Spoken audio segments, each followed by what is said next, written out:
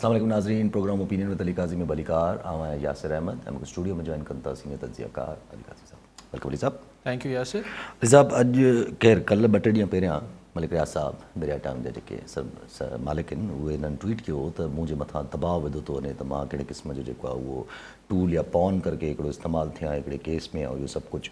पर हुननि चयो मां हिन ॻाल्हि में न ईंदुमि. वरी कल्ह राति देरि सां जेको आहे ॾिठोसि त नैब जो जेको पिंडी नैब रावलपिंडी नैब चढ़ाई करे ॾिनी दरिया टाइम जे दफ़्तर ते. उते पोइ खणी विया सभु कुझु हाउसिंग सोसाइटी जा डॉक्यूमेंट्स हे हो DVRs पंहिंजो हार्ड डिस्क सभु कुझु खणी विया. पोइ मलिक रियाज़ साहब उहा तस्वीर जेका आहे उहा ट्वीट करे वरी लिखी छॾियो त कितना भी दबाव ज़्यादा चाहे कितना भी दबाव ज़्यादा दे वादा माफ़ कवा नहीं मनूंगा. जी सो ही जेको हलियो पिए ऐं हुन ख़बर लीक हिन करे छॾी ही मलिक रियाज़ त खेसि जेको आहे दबाव विधो पियो वञे ऐं सभिनी खे अंदाज़ो त अलकादर केस में इमरान ख़ान वारे ई केस में हिन खे प्रेशर हूंदो त ही वादा माफ़ कवा थिए. अॼु हुन पाण धणी बि चई छॾियो त ही पिंडी बहरिया टाउन ते जेको नैब रेड कयो आहे ही इंतकामी कार्रवाई आहे ऐं हू कंहिं बि सूरत सुल्तानी गवाह या वादा माफ़ कवा ज़ाहिर वादा माफ़ कंहिंजे ख़िलाफ़ु ज़ाहिर ख़ान जे ख़िलाफ़ु त चए थो आउं वादा माफ़ कवा न थींदसि भले जेको वणे करे वठो. ज़ाहिर पाण संदसि फैमिली सभु ॿाहिरि परॾे में वेठल आहे हुनखे हिते हाणे मूंखे सिर्फ़ु हा हू चलो नैब जो मौक़िफ़ इहो आहे जे ज़रियनि जो त हू चिड़िया घर लाइ ज़मीन हुई पिंडी जी जिते ही नैब ठहियो आहे ऐं अलकादर ट्रस्ट जा पेपर्स बि ॻोल्हिया विया आहिनि उते. सवाल इहो आहे त जेसिताईं मूंखे ख़बर यादि थो पए त हीउ जेको बहरिया रावलपिंडी आहे इहो त उनखे 20-25 साल थी विया हुआ. पुराणो आहे 25-30 साल या 30 न बि त 25 साल त ख़ुशी सां थी विया हूंदा 20-25 साल. त अॼु नैब खे यादि आयो आहे त हीअ चिड़ियाघर जी ज़मीन हुई ज़ू जी ज़मीन हुई. ॿी मूंखे हैरत थी त उते त थियो सरकारी ज़मीन जो मामिलो. कराची बहरिया ते न कयूं अञा न छाकाणि त हिते त कराची वारी जेके बहरिया इहा आहे सुपर हाईवे ते पाण वारो इहो जो प्रोजेक्ट आहे पाण वारे मुराद संदर मलिक साहब जो जेको प्रोजेक्ट आहे उन में त कई प्राइवेट धुरियनि जी शिकायतूं आहिनि. सिंध सरकार जी ज़मीन जो मामिलो हो जेको सुप्रीम कोर्ट पोइ फ़ैसिलो कयो ऐं अञा बि कई ॻोठ सिंध वासी कई माण्हू हिते जेके आहिनि लड़ियूं कनि था त हुननि जी ज़मीननि खे नाकाबंदी कयल आहे हुनजी ज़मीननि ते कब्ज़ा थियल आहिनि माण्हुनि जी फाइल्स ट्रांसफर नथियूं थियनि जेको बि इल्ज़ामात. त मूंखे पहिरीं हैरत थी त भई कराची में न छापो हुयो पिंडी में छो आयूं हीउ त नओं आहे हू पुराणो आहे ऐं हीउ सोलो बि आहे वैसे त ज़ाहिर सोलो बि आहे त हिन में त पार्टियूं मिली वेंदियूं जेके मुतासिर धुरियूं मिली वेंदियूं. पोइ मूंखे ख़्यालु आहे त न न न न हिते कीअं थींदो हीउ सिर्फ़ु मलिक रियाज़ जो आहे छा एग्ज़ैक्टली पोइ शायदि न हूंदो मलिक रियाज़ जो मूंखे ख़बर न आहे पर शायदि को त सबबु हूंदो ज़ाहिर आहे त कराची में हथु नथा विझनि ज़ाहिर आहे पिंडी वारे में विधो अथनि. ॾिसो हाणे छा चलो इहे त ख़ैर ज़ाहिर प्रेशराइज़ कनि पिया ऐं मलिक रियाज़ पर उन ॾींहुं बि मूं तव्हांखे चयो हो त मलिक रियाज़ यानी सिस्टम जो ठाहियलु माण्हू आहे ऐं अॼु सूरतयाल उन नहज ते वञी पहुती आहे जो सियासतदान जेके हिन सिस्टम मां ठहिया पर हाणे कारोबारी माण्हू बि जेके हिन सिस्टम जा जेके मुस्तफ़ीज़ थियल आहिनि बेनिफिशरीज़ आहिनि उहे रिबेलियस एटीट्यूड ॾेखारीनि पिया बाग़ी थियनि पिया जी हा या न चवनि पिया त नथा तव्हांजी ॻाल्हि नथा मञूं. त इहो लम्हा फ़िक्रिया हुजणु खपे सिस्टम हलाईंदड़नि लाइ त आख़िर मलिक रियाज़ जहिड़ो माण्हू बि अगरि वॾी सरकार खे न पियो चए त माना कुझु त ॻाल्हि गड़बड़ बि आहे ऑब्वियसली सो मतिलबु शयूं कंट्रोल में न आहिनि न त हीअ त मलिक रियाज़ त बैठ गई खड़ा हो जा मतिलबु हीअ जेके दुनिया हुजे थी इहो को पाण सभु सम्झूं था छा मामलात हुजनि था न सभिनी ख़बर बि आहे त माना शयूं कंट्रोल में न पियो अचनि. हू बि चए थो सुल्तानी गवाह न थींदसि वादा माफ़ गवाह न थींदसि त पोइ हुनखे पाणी दाबा साबा हीअ जेको कुझु थिए पियो. हाणे जेको सिचुएशन ठहे पई न यासि हाणे हिन में जेके बि माण्हू हिन ॻाल्हि जा पुराणा झांदीदा हिन जा खिलाड़ी आहिनि हू इहे सम्झनि पिया त हीउ जेको टकराव मुल्क में पैदा थी वियो आहे बेसिकली उन में टेरुखी टकराव थी वियो न मतिलबु एस्टाब्लिशमेंट आहे पोइ PTI आहे पोइ जुडिशरी आहे. हाणे हिन में ही किसो ये हलंदो त कोन ज़ाहिर आहे। ऐं शयुनि खे ही के नतीजे ते पहुचणो आहे, ही को साल नथो हली सघे, यानी कंहिं न कंहिं नतीजे ते पहुचणो आहे। ऐं नतीजो मंतकी थिए थो या गैर मंतकी, उहा हिकिड़ी जुदा बहस आहे। सो हाणे इहा सूरत मलिक रियाज़ खे बि शायदि जहिड़े माण्हुनि खे बि सम्झ में ईंदी हूंदी। ऐं हिन में हुकूमत ही सभु इररिलेवेंट थी विया आहिनि। जेके हींअर ॿियूं सियासी पार्टियूं आहिनि, चाहे हू नवाज़ लीग हुजे, पीपल्स पार्टी, MQM, ही सभु इररिलेवेंट थी विया आहिनि। हिन वटि जेको सिचुएशन मुल्क जी गंभीरता आहे मुल्क जे अंदरि, उहा गंभीरता आहे ई हिन टिनि धुरियुनि जे दरमियान जेका मौजूदु तनाव, छिकताण, जेको बि तव्हां लफ़्ज़ कयो। पर हिन में जेको PTI चए पई, जेको बार बार हुनजो अॻूणो सदर अलवी चए थो ऐं ॿिया चवनि था त भई असीं हिननि सियासी माण्हुनि सां छा ॻाल्हायूं। जी हा, असां डायरेक्ट इस्टेब्लिशमेंट सां ॻाल्हाइण लाइ तयारु आहियूं। पर ख़ान जो मुस्तक़िल जेके हुनजे अकाउंट्स तां शयूं अचनि थियूं ऐं बयान अचनि था, हू तमामु सख़्तु गीर क़िस्म जा मौक़िफ़ अचनि था। त हाणे हिन में केरु अखि केरु पियो झपके केरु थो। जुडिशरी के हिकिड़े फ़र्द जो नालो न आहे, हीअ चौधरी इफ़्तिख़ार वांगुरु हिकिड़े जज जो मसइलो न आहे। जी हा, हाणे तव्हांखे ॻाल्हि उहा चीफ जस्टिस लाहौर जी बि जेको ताज़ो हुननि कन्वेंशन के ख़िताब में तव्हां उनजी तक़रीर ॿुधी वरिती, तव्हां इस्लामाबाद हाई कोर्ट जे मुख़्तलिफ़ केसिस में जजिस जा मौक़िफ़ ॿुधी वरिता, तव्हां सुप्रीम कोर्ट में मुख़्तलिफ़ जजिस जा मौक़िफ़ ॿुधी, त कोई हिकिड़े माण्हू जो मामिलो न आहे। हिन खे के हिकिड़े माण्हू खे त चौधरी इफ़्तिख़ार खे या ठाहे वठिजे या ढाहे वठिजे, त पोइ ही अच्छा हिते PTI में हिकिड़ो माण्हू आहे, उहो राज़ी नथो थिए जेको ख़ान आहे, त ॻाल्हि अॻिते न थी वञे। ॿिए पासे बि हिकिड़ो ॿ माण्हू हूंदा जेको टीं धुर, त आहे मसइलो इहो आहे त ही अगरि हल न कंदा त रस्तो हाणे एतिरो छिकिजे पियो, आख़िर में रस्तो टुटी पवंदो। अच्छा, पोइ उहो काथे माना हिकिड़ो त हूंदो आहे न त महसूसु थिए त कुझु अहिड़ो कुझु थिए बि थो, पर उहो महसूसु त किथां बि कोन थो थिए। अॼु इद्दत के जो जेको फ़ैसिलो अचिणो हुयो उहो बि कोन आयो। अॼु ॿ टे ॾींहं पहिरां ॾिठोसि त गिलानी साहिबु बतौर सदर जेको आहे उहो ऑर्डिनेंस हिकिड़ा पास था कनि, जंहिंमें हिकिड़े ऑर्डिनेंस में जेको आहे उहो ट्रिब्यूनल में रिटायर्ड जजनि खे रखण जो हक़ मतिलबु ॾिनो थो वञे। ट्रिब्यूनल में बि हाणे रिटायर्ड जज बि लॻी सघनि था। ॿिए तरफ़ ॾिसूं था त उहो नैब जी जेका मुदयत में 15 ॾींहं 2 हफ़्ता उनखे वधाए करे 40 ॾींहं कयो थो वञे। त ॾिसो हीअ जेको ॿ अलॻि ॻाल्हियूं थी वियूं। इद्दत केस जो मामिलो अलॻि था डिस्कस करे वठूं। हीअ जेको ऑर्डिनेंस आहे जेको हीअं वक़्ती सदर यूसुफ रज़ा गिलानी साइन कयो आहे, ज़ाहिर हुकूमत जो ऑर्डिनेंस आहे। हीअ मूंखे सम्झ नथो अचे हिननि सियासतदाननि जो त जॾहिं अपोज़िशन में हुजनि था त इहे नैब जा कानून वानून सभु ड्रकनिन भवाइता क़िस्म जा कानून, कारा कानून हिननि खे सॾिबो आहे, पाण हुकूमत में ईंदा आहिनि थका करे वरी त भई तव्हां 14 ॾींहंनि जो हिकिड़ो कानून हो त नैब 14 ॾींहं खां वधीक नथी रखी सघे, तव्हां हुनखे 40 ॾींहंनि ताईं खणी विया। छो? हुन में हो त बदनीयती अगरि नैब जे अफ़सर जी साबित थी त हुनखे 5 साल सज़ा मिलंदी, तव्हां 2 साल करे छॾी। त आख़िर तव्हां छो इहे सभु शयूं कयो पिया? इलेक्शन ट्रिब्यूनल अगरि तव्हां रिटायर्ड जज विहारींदो त पोइ हुन मां कहिड़ी असीं उमेदु केरु कंदो त हीअ जेके आहिनि मुनसिफ़ाणी क़िस्म जा फ़ैसिला कंदा। त ही सियासतदान, ही नवाज़ लीग त ऐं हीअ जेको हींअर सरकारी सेटअप आहे, सियासी जेको जो सियासी पासो आहे, हू सुभाणे इन्हनि ॻाल्हियुनि ते पोइ शायदि या असां वटि इहो न थींदो आहे, असां वटि बाद में ॻाल्हियूं विसरी वेंदियूं आहिनि। हीअ कनि छा पिया? हीअ कहिड़े क़िस्म जा कानून पास पिया कनि? बाक़ी इद्दत वारो मामिलो त इद्दत वारो आहे, उहो त जज साहिबु उथी हलियो वियो त चई त अगरि मूं ते एतमाद न आहे त वरी ॿियो को जज ॿुधे, त माना हीउ किसो फ़िलहालु टरियो जेसिताईं ॿिए जज ॿुधण जोॻो करे, वरी हू ॿीहर दलील ॿुधंदो, ॿीहर किसो हलंदो। लेकिन मानिका खे को धक खया आहिनि वकीलनि, पूरो बदतमीज़ी कई आहे कोर्ट में, गारी वारी। अच्छा ठीकु आहे। सो मानिका यार अजीब कैरेक्टर आहिनि, ख़ुदा जो कसम असांजी। मां नथो चवां कहिड़े पासे आहे, मूंखे हुन ॻाल्हि जी दिलचस्पी न आहे, पर मूंखे इहो त ख़ान खे जेको वणे चए। एग्ज़ैक्टली।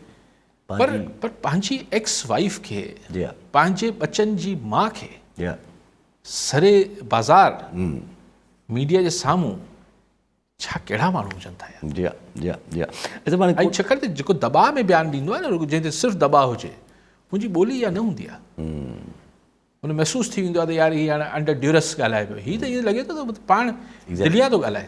या मतिलबु कोर्ट्स जी ॻाल्हियूं हलनि थी पियूं त कोर्ट्स मां ज़ाहिर आहे अहमद फराद साहब जेके पोइ शाइर हणिजी विया हुया, कोर्ट जो प्रेशर आयो, कोर्ट अॼु बि तलब कयो हुयो सभिनीनि खे, सेक्टर कमांडर MI ISI, पर कोई प्रेज़ेंट न थियो। आज़म नज़ीर तारड़ साहब वज़ीर प्रेज़ेंट थिया, attorney general assistant additional advocate attorney general इहे प्रेज़ेंट थिया। पोइ चयो वियो त भई पुलिस वटि आहे आज़ाद कश्मीर में धीरकोट पुलिस स्टेशन आहे, हुनजे क़रीब जेको आहे उहो पुलिस जी नाकाबंदी हुई, उहो हमरा उतां गुज़रे पियो। असांखे अहमद फराद नामी जेको शख़्स घुरबल हुयो, असां हुन खां पुछियोसीं नालो, हुन शनाख़्त पंहिंजी अहमद फराद कराई, असां हुनखे वठी वियासीं कोर्ट, उतां जी कोर्ट मां, जेका मक़ामी कोर्ट आहे उतां जी कोर्ट मां असां 4 ॾींहंनि जो फिज़िकल रिमांड वठी छॾियो।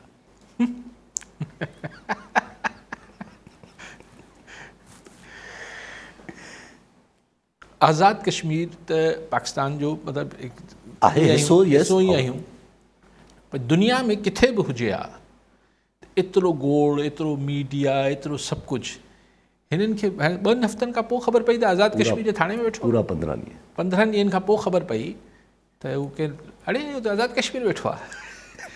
आज़ाद कश्मीर जे मुंशी जेको आहे कि फेसबुक ते ख़बर पई, अड़े हिन माण्हू ॻोल्हिनि पिया, हाणे गिरफ़्तार हिनखे ॿुधो ॻोल्हिनि पिया यार, हद था कनि ख़ुदा जो कसम। असां खिलाइण जी ॻाल्हि आहे न, लेकिन हाणे ॾिसणो इहो आहे, बहरहाल हीउ चङो थियो यार, मिली वियो हमरा, गुड, सुठी ॻाल्हि आहे। ऐं अलाह करे त ॿिया बि जेके मिसिंग आहिनि उहे मिली वञनि, ईअं ई कीअं थाणनि मां, ईअं ई थाणनि वाणनि मां मिली वञनि, किथां मिली वञनि।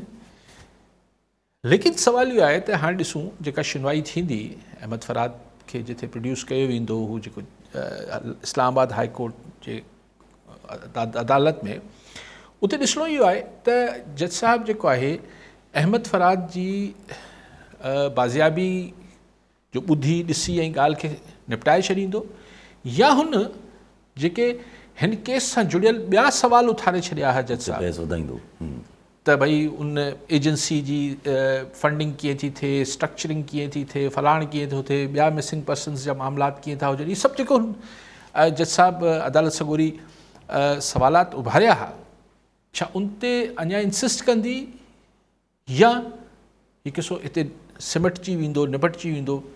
हाणे त जज अदालत सॻोरी जो इस्तेकाक आहे, मूंखे ख़बर न आहे, पर इहो इम्पोर्टेंट हूंदो त भई अहमद फराद त अची वियो, पर अहमद फराद जी गुमशुदगी सां जोड़े करे जेके जज साहब ॿिया मामलात उथारे छॾिया हुआ, उहे छा उहे हाणे मतिलबु मतिलबु ख़तमु थी वेंदा, या हू हुनखे अञा प्रोसीड कंदी अदालत सॻोरी, अदालत जी मर्ज़ी आहे।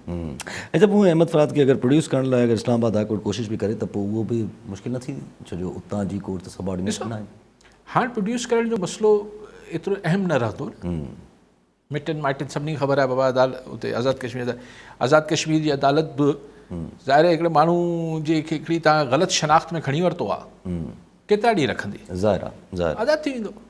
हाणे त ख़बर पइजी वई न, हाणे तव्हां डिक्लेयर करे छॾियो त माण्हू आहे, हाणे आज़ाद कश्मीर जी तहवील मां त गुम न थी वेंदो न, थियणु त न खपे ख़ुदा ख़बर, लेकिन हाणे त ॾिसो न, हाणे त हू ख़बर आहे त हिते आहे हमरा, पहिरीं त ख़बर ई न हुई किथे आहे, हाणे माइटनि खे बि तसली थी हूंदी हुते आहे, हीअं आहे, हूअं आहे, अची सघंदो माइट वाइट मिली बि आया हुजनिसि, ऐं उतां त हाणे ग़लति हिकिड़े तरीक़े सां हुते जी पुलिस चए पई न ग़लति फहमी में असीं वेठी आहियूं, असां हिकिड़ो ॿियो अहमद फराद घुरबल हो, असां वटि घुरबल हो, हिन खां केरु पुछे दरवेश तूं हुते करणु छा वियो आहे? त चवनि था इस्लाम जे ॿाहिरां पंहिंजे घर जे ॿाहिरां खंबियो वियो न, बहरहाल हाणे असीं त उहा ॻाल्हि कई आहे जेको सरकार चए पई, हा त उते गाॾी ते वियो अकेलो घुमण पंहिंजो, हीअ अचे त पुछूं तूं हुते करणु छा वियो आहे आज़ाद कश्मीर बचा? आहे त इंट्रस्टिंग। अॼु जस्टिस बाबर सत्तार बि ॿुधणी हलाए छॾी पंहिंजी इहा, जंहिंजे मथां हुननि जो प्रेशर हुयो, बकौल हुननि जे त मुंहिंजे मथां प्रेशर आहे त मां इहा ॿुधणी खां अलॻि थी वञा। ऑडियो लीक्स जेका थियल हुया नजम साकिब निसार जे पुटु ऐं बुशरा बीबी जे हवाले सां जेके ऑडियो लीक्स हुया, बार बार जेको आहे जस्टिस बाबर सत्तार हिकिड़ो ई सुवाल कंदा रहिया त भई कहिड़े कानून जे तहत ऐं कंहिं इजाज़त ॾिनी आहे। पोइ एडमिशन एडवोकेट जनरल साहिबु जेको आहे चयो त मूंखे टाइम न ॾिनो वञे, त मां केतिरो टाइम ॾिनो वञे, तव्हां 1 साल खां पूरो मूंखे गिलाईंदा था अचो, पर हुननि चयो ठीकु आहे, पर टाइम त ॾिनो वियो वञा। पर ॻाल्हि इहा आहे जो टेलीकॉम हुननि ऑडर ॾेई छॾियो त टेलीकॉम कंपनीज़ जेके आहिनि उहे कंहिं बि क़िस्म जो रिकॉर्डिंग का बि न कंदा। ॾिसो हीअ टेलीकॉम जेके मोबाइल कंपनीज़ आहिनि, हिननि अगरि हिननि वटां रिकॉर्डिंग थींदी आहे फ़ोननि जी, त ही को हिननि जे वस में आहे, हिन खां ऑफिशियली त न कराइबो आहे। अगरि मिसाल कराइबो बि कंहिं ज़माने चवंदो त चइबो त PTCL जेके लैंडलाइन्स हूंदियूं PTCL में अंदरि रिकॉर्डिंग थींदी त कोई सरकारी तरह थोरी कबी आहे रिकॉर्डिंग थींदी गैर सरकारी रिकॉर्डिंग आहे पर हाणे आउं नथो सम्झां त ही को टेल्को कंपनीज़ वटि अंदरां को रिकॉर्डिंग थींदी हूंदी जी हा हाणे त सॉफ्टवेयर्स अची विया आहिनि मुख़्तलिफ़ औज़ार अची विया आहिनि किथां बि वेही कंहिंखे बि तव्हां रिकॉर्डिंग शुरू करे सघो था जी हा हाणे किसो हुन खां चढ़ी वियो आहे लेकिन हिकिड़ी अलामती हिकिड़ी सिंबॉलिक ॻाल्हि अदालत सगुरी करे छॾी आहे त भई टेल्को जेके ही टेलीकॉम आहिनि कंपनीज़ मशहूरु केस आहे इंडिया में जेको इसराइली सॉफ्टवेयर इस्तेमालु थियो मोदी खे इल्ज़ाम बि लॻो त उन्हनि पूरे पंहिंजे ऑपोज़िशन जे लाइ इहो पूरो इस्तेमालु कयो आहे हाणे पाण त इहे नथा चई सघूं न इज़राइली सॉफ्टवेयर हा उते त हाणे इंडिया में त इस्तेमालु थी सघे थो पाण वटि त ज़ाहिर आहे पाण नथा चई सघूं न उते त शयूं न बि त चई सघूं था उते त मशहूरु केस काफ़ी शयूं पाण नथा चई सघूं सो इन करे उन ॻाल्हियुनि खे माण्हू बहितर आहे त छॾे ॾे सो इन करे मूं चयो पिए त ॿिया सॉफ्टवेयर हूंदा न मूंखे ख़बर न आहे उहे मेड इन अलिफ आहिनि या मेड इन बे आहिनि किथे जा मेड इन सॉफ्टवेयर टेक्नोलॉजी आहे लेकिन ॻाल्हि इहा आहे त हीअ रिकॉर्डिंग थींदी अच्छा पोइ जीअं मिसाल व्हाट्सएप कॉल्स रिकॉर्ड थींदियूं आहिनि एग्ज़ैक्टली त व्हाट्सएप कॉल्स को टेल्को वारा थोरी सवाल ई पैदा इवन उहा पाण कंपनी बि कोन कंदी हूंदी कंपनी करे नथी सघे न इहो त स्पेशल सॉफ्टवेयर आहिनि जी हा जी हा घुमी फिरी हाणे ॿुधाए ऐं सभु कोर्ट्स ॾाढियूं वैसे जेको पाण जी ॻाल्हि हले थी पई त हिकिड़े पासे ॾांहुं PTI हिकिड़े पासे ॾांहुं एस्टेब्लिशमेंट हिकिड़े पासे ॾांहुं कोर्ट्स पर कोर्ट्स त इवेंचुअली ज़ाहिर अगरि कोर्ट्स पंहिंजो कमु कनि थी पियूं त PTI खे फ़ाइदो पए थो इंडायरेक्टली चइजे ज़ाहिर ईअं त न आहे त गॾु आहिनि ॿिन्ही जेको एजेंडा पर इंडायरेक्टली कोर्ट्स जो फ़ाइदो जेको आहे उहो PTI खे पवे थो त इन सूरत हाल में रादर देन फाइटिंग बोथ त पोइ हिकिड़े खे त किथे थधो करिणो पवंदो न पर तव्हां ॿोली कल्ह शहबाज शरीफ़ जी न ॿुधी यस मूंखे ख़बर न आहे त प्राइम मिनिस्टर ते कंटेम्प्ट ऑफ कोर्ट थी सघे थो या नथो थी सघे इट वॉज़ थी सघे थो यूसुफ रज़ा गिलानी साहब ते कंटेम्प्ट थी चुको आहे यूसुफ रज़ा गिलानी साहब पंहिंजी नौकरी हुन त यूसुफ रज़ा गिलानी त ऑर्डर्स न मञिया न NRO जे हवाले सां हिते ॻाल्हि इहा आहे त हुनजो स्टेटमेंट आहे कोट एंड कोट त अदालत में मौजूदु कारी रिढूं ब्लैक शीप्स इमरान खे रिलीफ ॾियणु चाहिनि थियूं यस यस यस हाणे ही यानी तव्हां यानी कारी रिढूं चलो तव्हां नालो न खयो एग्जैक्टली पर तव्हां जज साहिबान खे यस यस कुझु जज साहिबान खे black sheep not just a word हो त पूरो हिकिड़ो हुनजो मक़सदु आहे ठीकु आहे त यानी अञा जुडिशरी मां को मतिलबु जेको ज़ाहिर आहे शहबाज शरीफ़ साहिबु कंहिंजी ॿोली पियो ॻाल्हाए एग्जैक्टली तव्हां कॉलर वठो ॻाल्हाईंदो ॻाल्हाइण सां इरफान अली सीलरो शहदादकोट मां जी सीलो साहब छा चवणु चाहींदा अस्सलाम वालेकुम पहिरियों त मुंहिंजे तरफ़ां अलीकाद साहिब खे सलाम क़बूल पवे सर तव्हांजो माशाअल्लाह हिकिड़ो किरदारु रहियो आहे सिंध जे अंदरि सकाफ़ती ॾींहुं तव्हां मल्हाईंदा रहिया आहियो त हीअ हेॾी गर्मी हले पई ऐं गर्मी पद वधण जो जेको कारण आहे उहो जेको आहे वण न हुजण जे करे आहे ऐं ॿूटा न हुजण जे करे आहे त मुंहिंजी इहो पंहिंजो हिकिड़ो ख़्यालु आहे त अलीकाद साहिब जे तवसुस सां जेकॾहिं हिकिड़ो अहिड़ो प्रोग्राम या अहिड़ो को हफ़्तो मल्हाइजे पूरी मीडिया जे तरफ़ खां सिंधी मीडिया जे तरफ़ खां ऐं उन जेको आहे उनजो मक़सदु वण पोखियो ऐं गर्मी पद घटायो जे नारे ऐं सरे हेठि हुजे त जीअं जेको आहे हीअ गर्मी जेका असां ॾींहों ॾींहों गर्मी पद वधंदो पियो वञे ख़ासि करे लाड़काणो ऐं शहदादकोट ऐं पंहिंजी सिंध में त उहो जीअं घटि थी सघे ॿियो सर मुंहिंजो सुवालु इहो हुयो सर नवाज़ शरीफ़ जेको आहे हाणे वरी सदर थी वियो आहे नवाज़ लीग जो छा नवाज़ शरीफ़ हाणे बयानियो पंहिंजो जेको हुयो एंटी एस्टेब्लिशमेंट वारो उहो रखंदो या वरी प्रो एस्टेब्लिशमेंट हूंदो इहो बसि सुवालु ठीकु साईं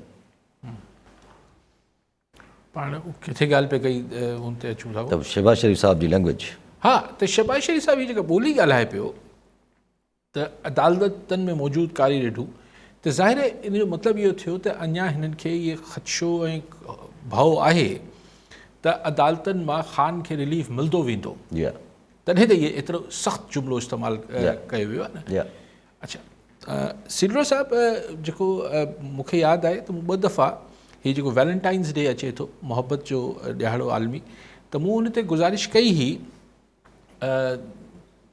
पाण बि कयो हुउमि पाण बि वञी वण पोखियो हुउमि ॿूटो पोखियो हुउमि ऐं माण्हुनि खे बि गुज़ारिश कई हुअमि पोइ किथे किथे पोखिया बि हूंदो वण पर हाणे 2 मसइला थियनि था सिर्फ़ु ॿूटो पोखे छॾणु काफ़ी न आहे न सर पंहिंजो उनजी संभाल करणु जेसि ताईं हू वॾो थिए, उनखे पाणी ॾियणु जेसि ताईं हू वॾो थिए, अगरि निम आहे त थोरे ॾींहंनि खां पोइ उनखे पाणी जी ज़रूरत न आहे। ॿियो इहो आहे त को सुभाणे वढे न वञे। एग्ज़ैक्टली। असां वटि ॿेल तव्हांजा लखे वण वढिजी विया, हींअर बि वढिजनि पिया, छाकाणि त हू असां वटि अमन अमान जो मामिलो हुजे, असां वटि ॿिया मामलात हुजनि, असां वटि ही बंदनि ते जेके तव्हांजा बंदि कमज़ोर थियल आहिनि, कंहिं ज़माने में हिते जेको आहे वण पोखिया वेंदा त जीअं हू बंदि मज़बूत थियनि, त सिर्फ़ु ॿूटो पोखे छॾण सां इज़ नॉट इनफ।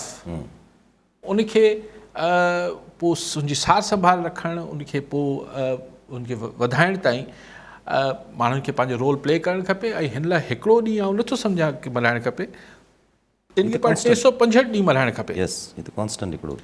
ऐं लेकिन माण्हुनि शायदि हिन में को फेस्टिविटी न आहे, हिन में इहो आहे त बसि तव्हां पोखियो था। ऐं लेकिन मिसाल मूं जिथे बि हिकिड़ो हैदराबाद में आयो हुउमि, हिकिड़ो मूंखे बदीन में हिकिड़ी दावत हुई, हिकु कॉलेज हो मूंखे यादि पए थो, उते पोखियो।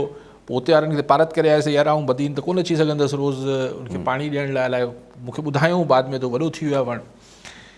हैदराबाद वारो मूं पंहिंजी अखियुनि जे साम्हूं वॾो कयो। हाणे ॻाल्हि इहा आहे त हुनजी जेका तव्हांखे अगरि हू अंदरि हिकिड़ी फितरत सां ऐं पंहिंजे पाण सां हिकिड़ी धरती सां हिकिड़ी चाह ऐं मोहबत आहे त तव्हांखे हू वधंदड़ ॿूटो जॾहिं वणु थिए थो तव्हांखे ख़ुशी थिए थी। मूं त पंहिंजी कराची में बि अची निम लॻाई आहे, हाणे वॾी थी वई आहे। त हाणे इहो हिकिड़ी शौक़ जी ॻाल्हि बि आहे, हिन में को ॿियो कुझु, लेकिन हाणे उहो माण्हुनि खे शौक़ु, त मुंहिंजी त अपील आहे त 365 ॾींहं पाण खे वण पोखणु खपनि। नवाज़ शरीफ़ साहिबु एंटी इस्टेब्लिशमेंट आहे, या ॾिसो नवाज़ शरीफ़ साहिबु किथे विच में बीठल आहे, हू माज़ी में बीठल आहे। एग्ज़ैक्टली। छाकाणि अच्छा उनमें हुन वीचारे शरीफ़ माण्हू जो ॾोह बि न आहे। हू हाल में अगरि ॻाल्हाईंदो या मुस्तक़बिल में ॻाल्हाईंदो त फासी पवंदो, हीअ हुकूमत ऐं सभु मामलात चुरी पवंदा। सो माज़ी में आहे। सो माज़ी में जेका इस्टेब्लिशमेंट हुई उनजा नाला बि कॾहिं कॾहिं खणंदो आहे, उहो बि सॼा न खणंदो आहे। ज़हीरुल इस्लाम त ख़ासि आहे, जेको DGISI हो, जंहिंजे दौर में पहिरियों दफ़ो ख़ान धरणो हयो, तारिल क़ादरी ऐं इमरान ख़ान, उनजो नालो खणे थो। साकिब निसार जो नालो खणे थो, छाकाणि हू बि इस्टेब्लिशमेंट सां गॾु हो। त हू अगरि माज़ी में एंटी इस्टेब्लिशमेंट हो, उहो उते ई रहणु चाहे थो। मियाँ साहिबु पंहिंजो सॼो बयानियो उते माज़ी में बिहारे बीठो आहे। मियाँ साहिबु माज़ी में पंहिंजो बयानियो, माज़ी वारो बयानियो उते ई बिहारे बीठो आहे। जी हा, मुंहिंजे हाल में नथो खणी अचे, छो त मुंहिंजो वञे ई न हाल में कुझु। हाल में प्रेज़ेंट में अॼु छा थो थिए उन सां नथो ॻाल्हाए।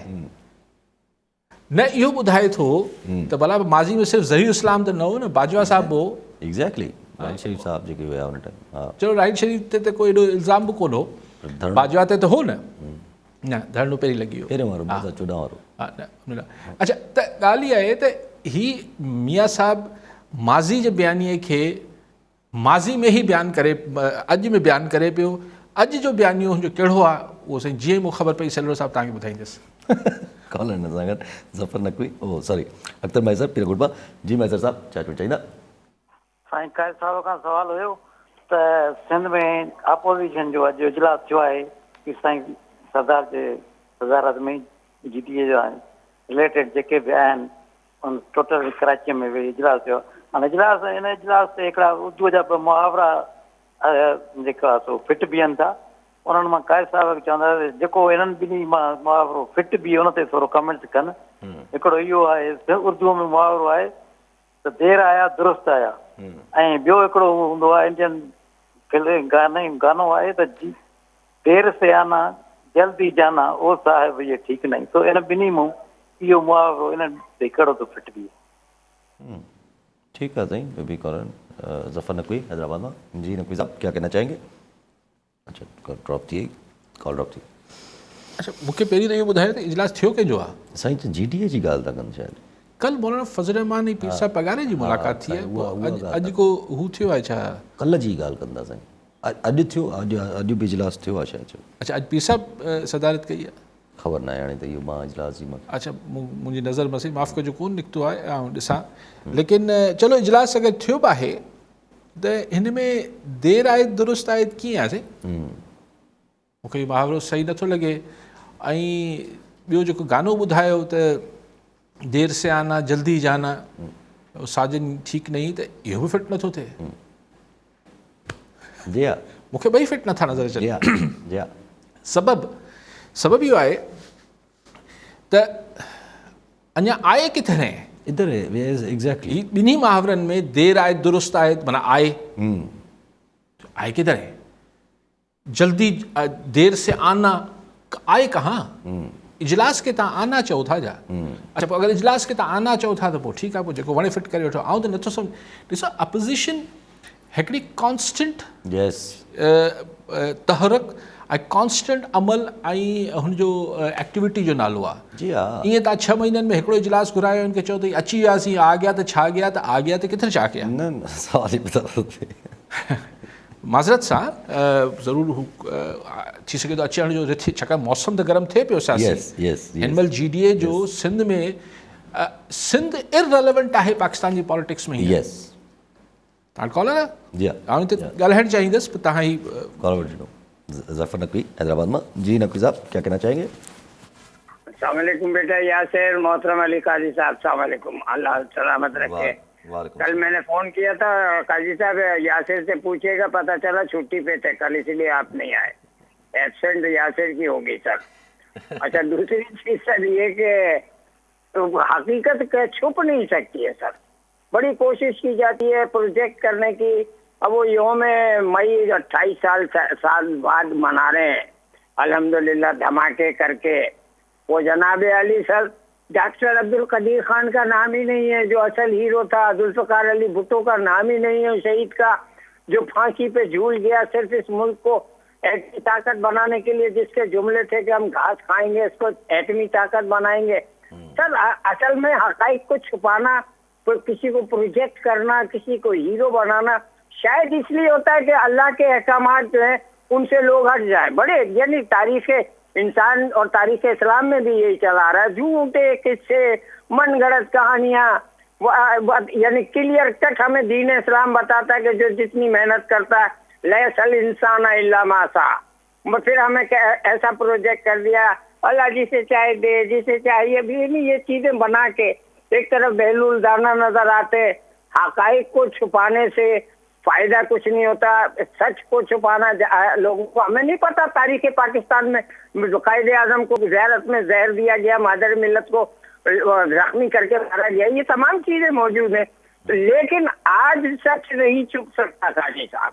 आज वो एक एक चीज आश्कार हो गई है। 50 साल पुरानी जस्टिस उमूदुर रहमान कमीशन की रिपोर्ट भी आ गई है।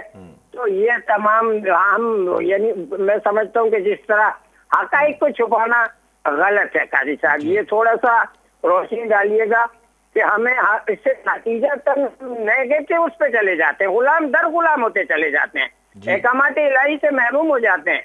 और काजी साहब यासिर से छुट्टी का जरूर पूछिएगा। बहुत शुक्रिया सर, थैंक यू सर। ठीक है नकवी साहब। कल की छुट्टी तो यासिर की लकी साहब बनती है, दोबारा वालिद साहब हुए हैं तो अभी माशाल्लाह उनको, तो उसकी तो मुबारकबाद आप दे दें, तो एक दिन की छुट्टी तो बनती है। तो आपने जो फरमाया कि नवाज शरीफ योम तकबीर मनाएगा, मुझे दो बातें समझ में नहीं आई कि मेरे ख्याल है एटम बम हमने फाड़े हुए कितना ज़माना हो गया, कितने 28 साल हुए, कितने साल हो गए? जी हाँ, तकरीबन 28 साल तो नहीं हुए, हाँ कम, इतने ही कम हो गए जितने 26 साल हो गए, 26 साल हो गए। तो ये पहले क्यों नहीं कभी मनाया गया ये दिन? अच्छा, जिंदगी में कभी नहीं। हमने जब तक अब नहीं देखा ही। सिर्फ ये जुमला लिखने के लिए अपनी कैंपेन में कि हम 28 मई वाले हैं, यानी 9 मई वाले नहीं हैं। जी हाँ, आपने अचानक ख्याल ये क्या, अच्छा फिर क्रिएटिविटी, अच्छा जुमला है कि हम 28 मई वाले हैं, हम 9 मई वाले नहीं हैं, चलो ठीक है। तो भाई 28 मई वाले हो तो आपको 27 मई को याद आया था कि 28 को छुट्टी कर देनी चाहिए। 27 की शाम तक तो ये पता ही नहीं था, खुद हमें पता नहीं था, किसी को पता नहीं था, किसी को पता नहीं। तो मालिकों को 28 मई वालों को 27 मई की शाम को देर से याद आया कल 28 है। और ये पिछले सालों में क्यों नहीं याद आया? देखिए सर जी, ये चीज़ें, इससे कुछ नहीं हासिल होता, नहीं होगा। मतलब आप लोगों को जब उनकी एक ठोस ज़रूरियात होती हैं, मिसाल 50% लोग जो है गुर्बत की लकीर के नीचे रहते हैं, उनका रोटी नहीं है। اب وہ بولے جی کھانا آٹا نہیں ہے گھر میں، فاقہ کشی ہے، کھانا بعد میں دیں گے، یہ نعرہ کھاؤ، اوہ دیکھو دیکھو دیکھو ہم یوں ہیں، ہم نے یہ کر دیا تھا، ہم نے وہ کر دیا تھا، ہم نے ایٹم بم بنا دیا تھا. تو بولے بہت اچھی بات، لیکن وہ کھانے کا کیا ہوگا جی؟ وہ 2 وقت کی روٹی کا کیا ہوگا؟ وہ جی بیمار ہے تو اس کا علاج کا کیا ہوگا؟ وہ جی پولیس زیادتی کر رہی ہے، وہ جی امن و امان خراب. چپ کرو، تم یہ دیکھو ہم نے 26 سال پہلے 28 سال پہلے کتنا بڑا کارنامہ کر دیا تھا. آپ لوگوں کو نعرے کب تک کھلائیں گے؟ آپ لوگوں کو روٹی دیں، آپ لوگوں کو خوش ہونے کے لیے دیکھیں. یہ ہوتا ہی نہیں ہے. یہ جس قسم کی نیشنلزم یہ زبردستی انجیکٹ کرتے ہیں کہ اس سے نہیں ہوتا. یہ مان لیں، خدا کا واسطہ ہے، اس سے نہیں ہوتا. لوگوں کو خوش رکھیں، لوگوں کے مسائل حل کریں، آٹومیٹیکلی پھر تو خود بخود نیشنلزم آتا ہے. یس.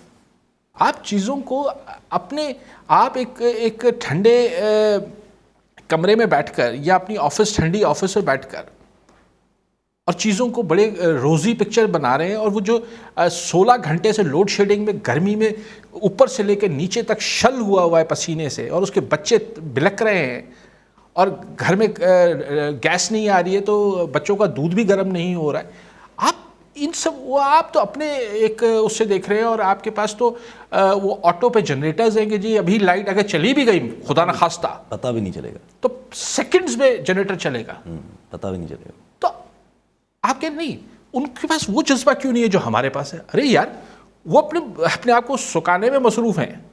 آپ ان کو بولیں یہ کھاؤ، یہ جذبہ کھاؤ، یہ نعرہ کھاؤ، یہ ہم نے اچھا گانا بنایا، یہ کھاؤ، یہ سلوگن بنایا کہ ہم 28 مئی والے ہیں.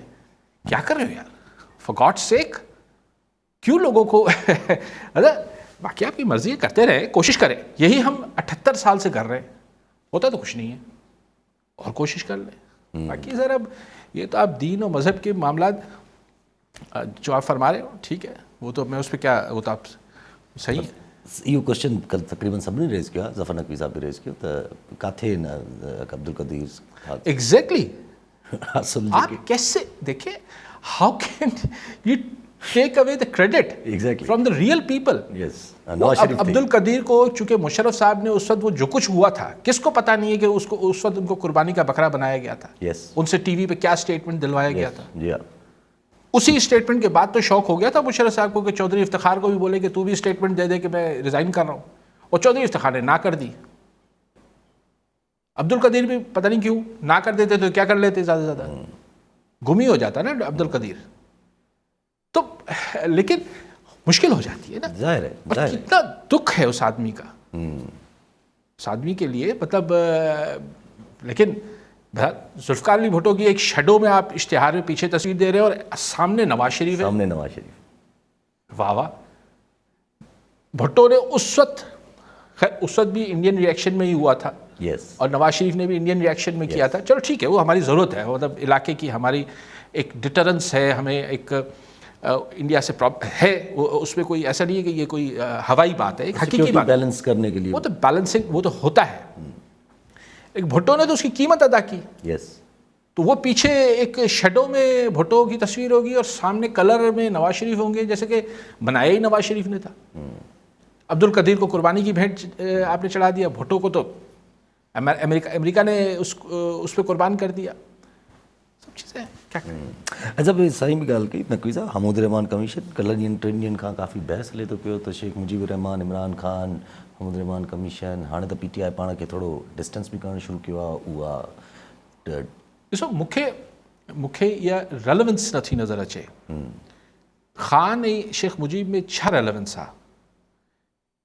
इस्टेब्लिशमेंट सां तव्हांखे मतिलबु आउं शख़्सियत जे क़द बुत जे हिसाब सां नथो चवां, पर भुट्टो इस्टेब्लिशमेंट सां एंगेज थियो, बेनज़ीर एंगेज थी, नवाज़ शरीफ़ एंगेज थियो, ईअं तव्हां चई सघो था.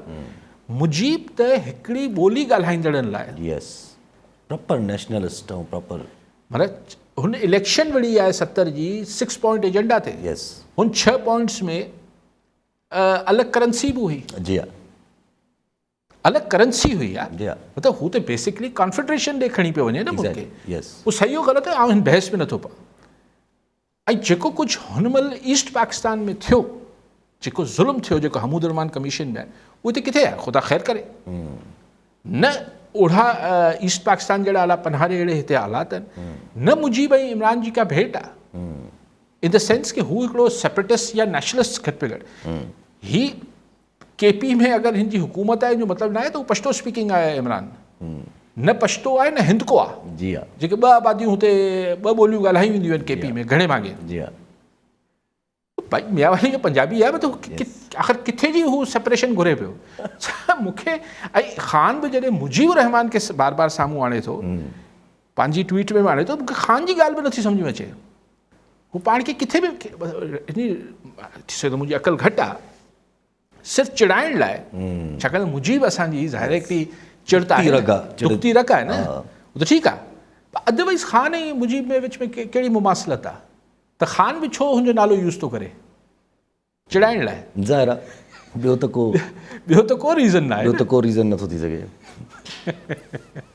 अच्छा, PTI वारा ज़ाहिर हुननि जो रऊफ़ हसन साहब जेके हुननि जा जिन खे खंजर वंजर जेके स्पोक्स पर्सन आहिनि, उहे क्लियर ॻाल्हि कनि था पिया त ख़ान साहब is ready for total fight. हू चवनि था त पंहिंजे माण्हुनि खे जेको चयो अथई हमाद अज़हर खे, मियां असलम इक़बाल खे, बाक़ी हू चवनि था मुराद सईद खे अञा ताईं ऑर्डर्स न आहिनि ॿाहिरि निकिरण जा, पके जेके बि ऑर्डर्स आहिनि ॿाहिरि निकिरण जा, ख़ान साहब हुननि कॾहिं ई न करे थो त जीअं मां मोबिलाइज़ करायां पंहिंजे अवाम खे। सर ॾिसो, इहो ख़ान ही आउं नथो सम्झां त PTI वटि एतिरो मैन पावर आहे जो हू अहिड़ो कुझु करे सघनि। ही अगेन मिस एडवेंचर थींदो ऐं माण्हुनि खे हिन महिल विढ़ाइण आउं नथो सम्झां ही को हिकिड़ो हींअर ख़ान हिकिड़ो अगेन हिकिड़ो जीअं हिन जो आख़िरी लॉन्ग मार्च इस्लामाबाद में थियो, हिकु घणा माण्हू त न अची सघिया, तव्हांखे यादि आहे न जेको ही हिकिड़ी एडवेंचर, ही जीअं हुनजो हिकिड़ी मिथ आहे।